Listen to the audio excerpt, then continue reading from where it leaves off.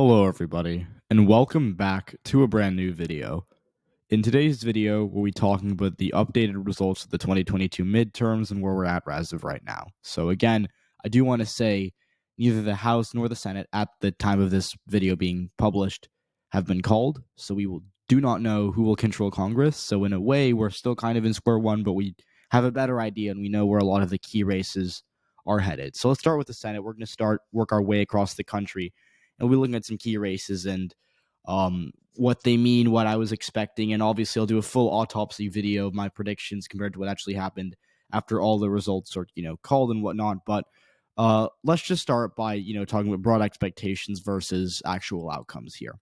And obviously some states haven't counted other votes yet, and we'll be a bit more cautious with those states. Now, New Hampshire's our first Senate race, and Maggie Hassan did really well. She won by about twice as much as I expected her to win by, and she actually is outrunning Joe Biden right now. Don Bolduc had a bit of a pre-election surge in those final 2 weeks, but for him, it just never really materialized. He's going to underperform Trump, which is quite a bad showing. New York wasn't really competitive, but Chuck Schumer had the worst showing of his career. I think it's mostly because he started to receive national attention as a Senate Majority Leader, and usually that puts you as a more polarizing figure, and so that's why he did worse this time than he did back in 2016. So, this year was also a pretty bad year for New York Democrats, as we're going to learn in the House elections, but pretty mediocre showing for Chuck Schumer overall, and not one that I think he's particularly happy with, although, again, he won, which is what really matters here. Now, Pennsylvania, this was the race I got wrong. As of right now, Nevada and Arizona are uncalled. I had both of them going to Democrats. We'll talk about those in a second, but Pennsylvania is the first called Senate race I've gotten wrong. And look, I swung and missed on this one. I'll admit it. Looks like Fetterman's going to win by 4.5 to 5 points when it's all said and done, which is a pretty impressive showing considering the fact that he was down in the final 538 aggregate, and I had him losing by half a point. So he's going to beat my expectations by 5 to 6 points when all the votes are counted. And look, he did very well in the Philadelphia suburbs. Chester County ran essentially even with Biden. Montgomery County outran Biden. Bucks County did better than Biden by nearly double. He won Lehigh County, which he's supposed to win by a point or so. Biden only won it by like a couple hundred votes. He's going to win it by 9. Northampton, he's winning it by 5. Monroe, another lean D county, he's running on pace with Biden. Lackawanna, big working class Democratic county, home of Scranton, he's going to do better than Biden, who is from Scranton.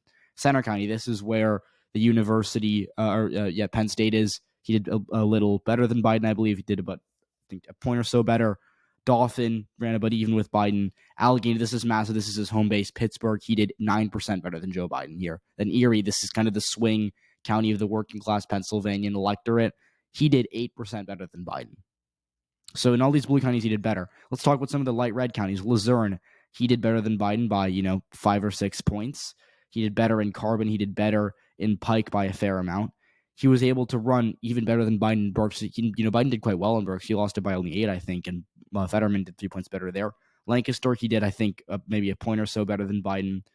Cumberland did a lot better than Biden. He only lost it by 6. This is like a Trump plus 15 county. And Westmoreland, this is a big one. When this came in, I kind of knew was looking dire for Dr. Oz. He did 9% better than Joe Biden, right? He talked about how well he did in Allegheny, where Pittsburgh is. Westmoreland, which is a bit smaller, but still, a sizable amount of votes there. Fetterman did really well there. He did 9% better than Joe Biden. As you can see, all across Pennsylvania, he did better than Biden Central University, although the big swings came in this, rural, working class, western part of the state, which is, Fetterman's home base. Not surprising to me. Now, Ohio is our next state we'll talk about here. This was a pretty predictable performance. I had Tim Ryan losing by, I think, 6.5. He's going to, I don't know, they don't show the exact numbers, but I think he'll lose by something like that. I'm a little surprised he didn't do very well in Mahoning and Trumbull, because, again, these are, white working class counties that have historically been Democratic. He didn't win them, and, this is his home base. That's not really good for him at all, and I think it's pretty disappointing showing up here. But he held his own in Cincinnati. He ran only a little bit behind Joe Biden in the area, and Biden did pretty well there. He held on to Montgomery, which is where Dayton is. He did well in Franklin. He had decent turnout in Cuyahoga, which is where, Cleveland is. So, fairly solid performance for the midterm. He also was able to keep the trends up in Delaware, run even with Biden. if you look at 2020 comparison, it wasn't too much. Again, he did a little better than Biden in, most of these areas, especially in Appalachia. But like, he didn't do well enough to win the state, right? Like he did on average a point or so better than Biden, right? So solid performance, considering national environment and trends. It wasn't a bad showing, but it also wasn't good enough to really come close to winning. And I think, I wasn't really surprised when they called it for JD Vance. So Tim Ryan, overall showing fairly solid, but he didn't have enough reversion in the working class areas to make it, a real race at that point. Wisconsin, this was a sleeper race. I'll be real. And if you look at the full race results, they don't round here, but look, Ron John, as you can see right here, Ron John, he's only going to win by 30,000 or by 20,000 votes or something like that, right? Like that was a bad showing, and this was a really close election for some reason. It was just really close. I had Ron John winning by 4.5, and he's going to win by a point. And he didn't do as well as I thought in the working class areas. Madison and Milwaukee turnout was sky high, which was something I was not anticipating. And he also just didn't really do that well in Green Bay. Again, Green Bay I thought would be a lot stronger for him. And, he didn't underperform badly enough to to make me to lose, right? But he did a lot worse than I was expecting. And I just think, frankly, it's just not a good showing for him. And I think it's worrying for Republicans in Wisconsin. And as we see, it affected the governor's race. It really did. And so Ron Johnson is going to win. He'll return to the Senate next year, and he's going to fend off Mandela Barnes' challenge. But this is a race I think a lot of Democrats are, happy they came close. But I think a lot of Democrats are just looking at this being like, wow, we kind of bailed on Barnes in those final 6 weeks of the campaign. If we invested more in it, I wonder if we could have won. I think that's what a lot of Democrats are thinking. And I think, really, that's just to me, it's almost heartbreaking in a way for a lot of Democrats. I think that Barnes came that close, but either way, Ron John reelected. North Carolina, this is a pretty predictable outcome, similar to Ohio. It's a lean R race. Beasley clearly had a strong floor, but did that next few percentage points was Herculean for her. And if you look at 2020, she didn't really do that well, especially with these wealthier white areas. She was able to do a bit of reversion in Appalachia, which is where she did well when she ran for her judicial position in 2020 and 2016 and whatnot. But, again, still not exactly the best showing for Sherry Beasley. And she did, okay considering the circumstances, but still not good enough to, win the state or make it go down to the wire. Now, Georgia is a state that's going down to the wire, and it's going to be going down to the wire for the next month. That's right. We're back. It's another runoff, and it's going to be potentially deciding the Senate. If Republicans can scrape out a win in one of Arizona and Nevada, it will decide the Senate. If they lose, if they win both, this race would be not really worth anything for the Senate. And if Republicans lose both, it won't be worth anything for the Senate. But I think Democrats would like to have it either way, as would Republicans too. But again, if we get a split decision out of Nevada and Arizona, this race will determine the Senate, just like it did last time, which is fun because we'll have an extra month of election season. Anyways, so compared to 2020, Walker did really well in these rural black areas and a lot of rural white areas in general. But this belt across the state, often referred to as the black belt, Warnock did not do well here. Walker made inroads with black voters. And if you look, my favorite example of this is if you take a look at the counties, is Burke County. Burke County is a rural black county that's been hemorrhaging, anyways, it's been losing population, excuse me. And it is just, really indicative of how Democrats have been struggling with rural black voters all across the South these past few election cycles. And this is a county that Hillary Clinton won, that Abrams in 2018 lost, and that Biden lost by 4 points. Warnock, despite doing universally better than Biden with black voters in Georgia, lost it by 7. So that just goes to show again more, I guess, black voters, losing population, but also more black voters came out for Walker in those rural areas than expected. Now, the tax for that, I guess you could say, was the suburbs were terrible for Walker. Paulding County, suburb, 5% towards Raphael Warnock. Gwinnett, big suburb, 2% more towards Warnock. Walton, 2% more towards Warnock. The exurbs, Cherokee, point swing towards Warnock. Forsyth, half a point towards Warnock. And if you look at Rockdale, and I was also going to say DeKalb, swung 7% and 3% to Warnock respectively. Fulton, this is the home county of Atlanta, big bastion of Democratic votes, 2.5 point swing towards Warnock. So Warnock, I think, enters the runoff. Again, he won the election day vote, which is not something I necessarily expected. But again, he won the election day vote by 35K. I think he's going to enter the runoff as a favorite, although I don't know if that'll hold. We'll have to see. Florida, it's just a blowout. Like this is an atrocious map for the Florida Democrats. They lost Miami-Dade by 9. So again, that was a 16-point swing away from Joe Biden, who already did terrible in the first place. It's a 45-point swing from 2016. Democrats barely held on to Orange, which is a deep blue county that Biden won by like 30, 25 points in 2020. They lost Seminole by 8. They lost Osceola, which was a Biden plus 11 or 12 county. Palm Beach, Demings barely held on to it, despite it was like a Biden plus 19 or something county. Demings lost Pinellas and Hillsborough, and they actually voted similarly, which is interesting to me. And again, she just did awful in Duval, which, she wasn't expected to win it. But again, the fact that Rubio did so well all across Florida, despite already high expectations, just goes to show the Florida Democrats are a mess right now. So Rubio winning by 17, even better than expected, although I did expect it to be a fairly solid victory.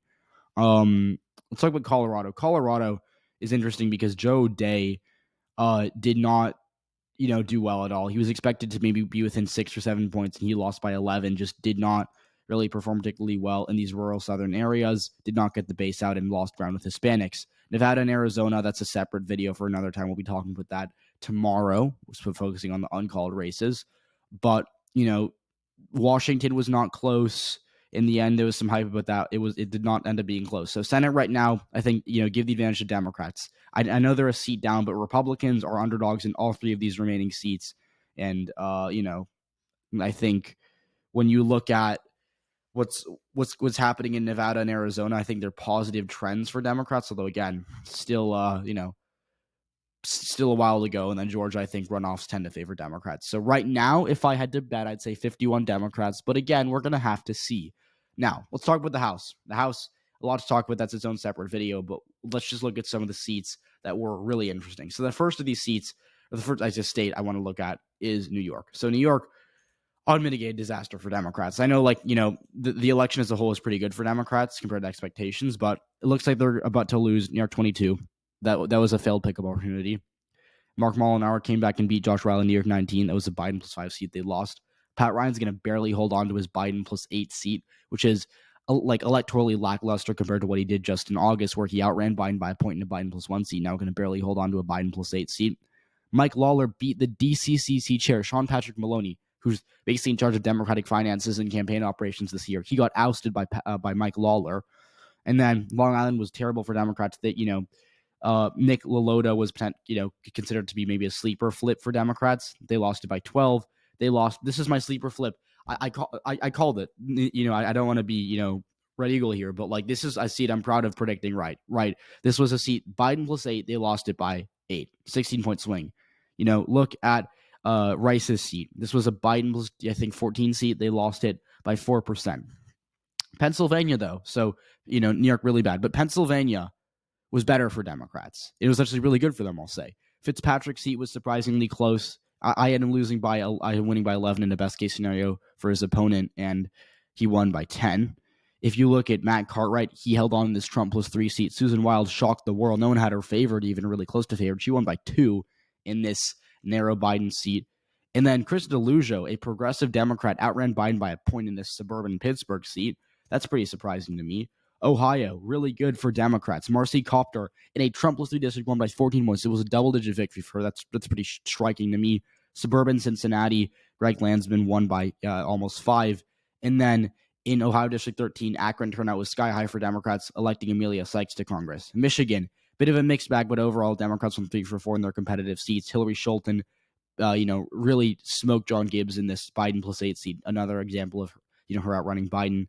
Elisa Slotkin outran Biden again. She won by 6 in this Biden plus 1 seat. And then Dan Kelly's won by 10 when all the votes are in. Now, the good news for Michigan Republicans is that they escaped with a narrow victory in Michigan District 10. John James beat Carl Marlinga by by half a point, And again, first of all, this Andrea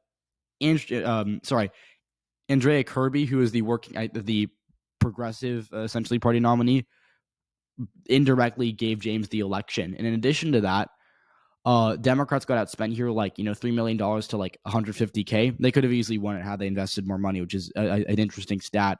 And if they lose the House by 1 seat, I think they'll be looking a lot at Carl Marlinga narrowly going down to John James.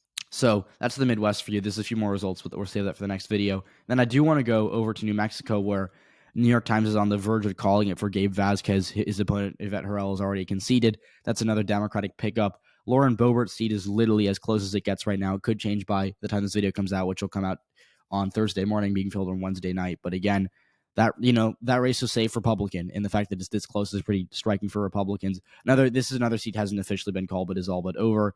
Yadira Caraveo, the remaining votes are all going to break for her, and her opponent, Barb Kirkmeyer, has conceded to her. And then if you take a look at these California, Nevada seats, it's too many unknowns there, but to make any level of prediction sort of stick, to keeping those seats off the table right now. But what I will say is that Arizona District 2 is on the verge of being called for the GOP. Eli Crane's expanding his lead. It's going to be but a 10-point victory there. Oregon, Washington, looks like Washington District 6 is going to be a hold for Democrats, as expected. District 3, though, is looking interesting. I don't know who's going to win. I lean towards Joe Kent, but again, the fact that this is still in play, it's a Trump plus 4 seat fact it's still in play is pretty surprising to me. Democrats look like they're going to hold Salinas and Hoyle. Then Oregon District 5 with, McLeod Skinner versus Chavez de Raymer, really close, but narrowing up the past few hours. We're going to have to see where that lands, so I think McLeod Skinner has an advantage. Now, finally, let's talk about the governor races here. I can actually just go over here. I should have done that earlier, but really quickly, Katie Hobbs, Kari Lake, we'll talk about that later, hasn't been called. Brian Kemp did really well in the suburbs compared to Herschel Walker. He outran him by 8-10 points in some of these counties, smacking Stacey Abrams as expected. I had her losing by 5. It looks like she's going to lose by 8.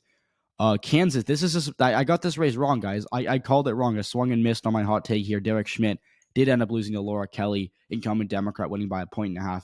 Quite a strong showing for her. She actually was able to win Sedgwick, which is where Wichita is. Just a little anecdote there.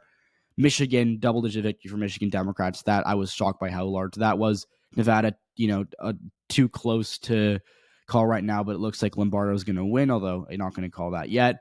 New Mexico, unsurprisingly, Michelle Lujan Grisham wins by mid-single digits. Kathy Hochul, very underwhelming performance. She's only going to beat Lee Zeldin by about 6%, and that's just really bad. But like we said, New York Democrats had a terrible night, just underperformed everywhere. Oregon, Tina Kotek's already been called the winner by a few networks. I think NYT is going to call it, today or tomorrow. Either way, looking good for her. Looking like the Oregon Democrats are going to maintain control of the state. Pennsylvania, just a landslide for Josh Shapiro over Doug Mastriano, looking like a 13.5-point victory at this point. And we have some votes in Philadelphia that I think have yet to be counted. 9% out, outstanding in Philadelphia. Looking like it's going to break even more for Doug Mastriano or against Doug Mastriano there. That could even be a 15-point victory in Pennsylvania, which is shocking that any Biden midterm Democrats are going to win Pennsylvania by 15 points. That's just, incredible to me. Texas, though, was really good for Republicans. I admit I overestimated Beto O'Rourke in that state, had him losing by 8. Looks like he's going to lose by 11. So pretty bad showing for the Democrats in Texas. But Wisconsin, this is my biggest whiff of the night, guys. I'll be real with you. I had Tony Evers losing by 3. He flipped it on me. He's going to win by 3.5. Just a stunning showing from him. Most people had it as Tilterline Republican. He was supposed to go down to Tim Michaels, and I thought it would be called in early in the morning, but he declared victory, and Michaels has conceded to him. So we'll look into these races individually in this coming weeks. But I just wanted to say, midterms right now looking a lot better for Democrats than I originally expected. They haven't won the Senate yet. The House is still uncalled, but the fact that the House was supposed to be safe Republican, and we don't know who's going to win it yet. The Senate, Republicans were supposed to be more competitive in New Hampshire, Colorado. Pennsylvania was supposed to at least be closer. And, Nevada and Arizona looking dicey right now for them. So that's what I'm going to say of this video. Again, just wanted to do my quick rundown. This wasn't super organized. I know I just kind of went through some results and explained what happened, but we'll get more results. And I think by Friday morning, I'll be able to have a video out about Nevada and Arizona and what is happening in, the Senate, the House, and the governor's races in those states. So thanks for watching. I hope you enjoyed. If you did, please leave a like, comment below what you think is going to happen in those states, and I'll see you on the next video. Bye, guys.